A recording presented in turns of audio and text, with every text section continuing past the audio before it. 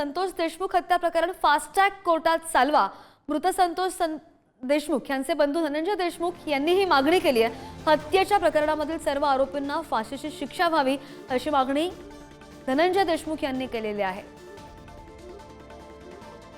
मी एवढं बोलेल की आम्हाला न्याय मिळाला पाहिजे आणि या आरोपींना फाशी झाली पाहिजे आणि हे प्रकरण सगळं फास्ट ट्रॅक कोर्टात चाललं पाहिजे आणि लवकरात लवकर या जे प्रकरण आहे या प्रकरणाचा निकाल लागून आरोपीला फाशी झाली पाहिजे अशी आमची मागणी आहे।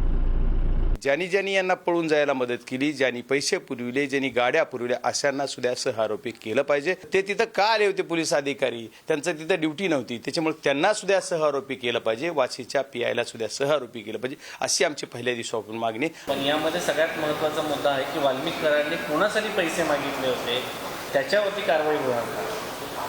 हे बघा, जे लोक ह्यामध्ये दोषी असतील त्यांच्यावरती कारवाई होणं गरजेचं आहे आणि ती अपेक्षित आहे। आणि यावरच खासदार बजरंग सोनवणे यांनी सुद्धा सवाल उपस्थित केलेले आहेत। खोक्या भोसले सापडतो मग कृष्ण आंधळे का सापडत नाही असा सवाल खासदार बजरंग सोनवणे यांनी पोलिसांना उपस्थित केलाय।